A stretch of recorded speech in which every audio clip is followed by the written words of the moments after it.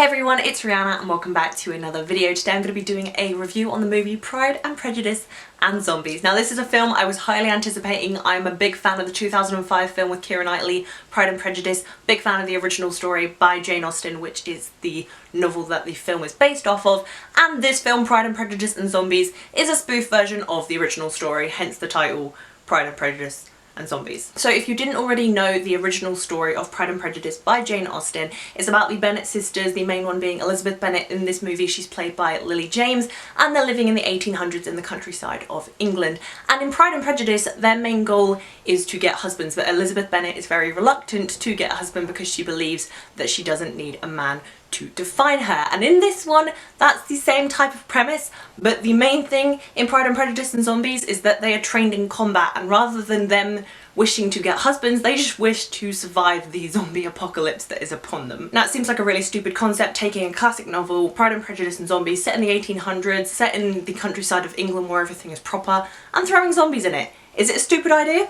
Pretty much, but this film is a spoof film, remember. It makes fun of itself, and it's a very self-aware film. It's very aware that it's quite awkward and funny at the same time. It's aware that it's a spoof film, and that's what I really enjoyed about this film. So casting characters wise, as I said, we have Lily James playing the main character Elizabeth Bennet in this film, and I thought she did a great job standing her ground and leading this film. I thought she was a kick-ass warrior. I loved her in the fight scenes, and she also was really sassy as a character. I thought she was a great Elizabeth Bennet. And we also have Sam Reilly playing Mr. Darcy, who just did a fantastic job embodying how arrogant Mr. Darcy is and how reluctant he is to like Elizabeth, even though he knows secretly he does. And they really show it on screen, and they show it through the script how kind of taken with her he is, and it just worked so well comedically. I just kind of love the British humour in this film and how it makes fun of itself and how it's very self-aware in its comedy and in its writing and in its humour. I thought the whole ensemble cast in this film had perfect comedic timing, apart from the guy who played Mr. Wickham,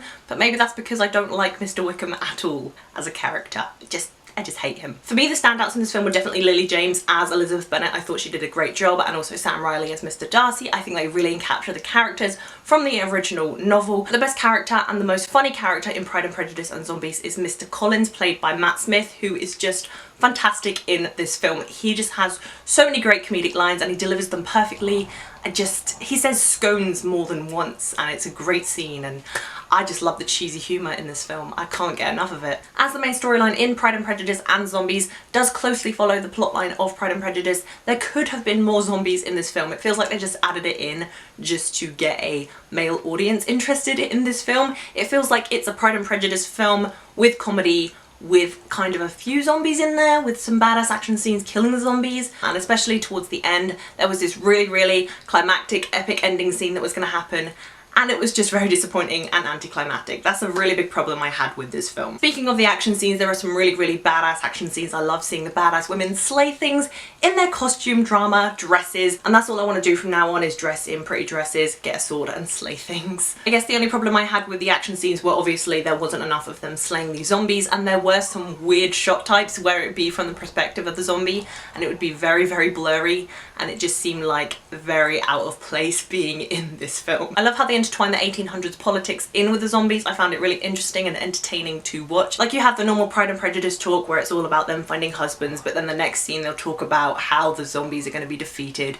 It was a believable world, and it was just bizarre, but I was so drawn into this world where there was zombie apocalypse in the 1800s of the countryside in England. I feel like the CGI, special effects and makeup of the zombies could have been really improved. I think they probably should have hired the makeup team on Walking Dead, because oh my god, the zombies on that show are so creepy. Is Pride and Prejudice and Zombies a must-watch film, a cinematic masterpiece? Hell no. But it's not a perfect movie whatsoever. It's cheesy, it's fun, it's dumb, but I had so much fun watching this film. I love the comedy, I love the action, I love how self-aware it was, and I love the whole premise of having zombies thrown into 1800s countryside England.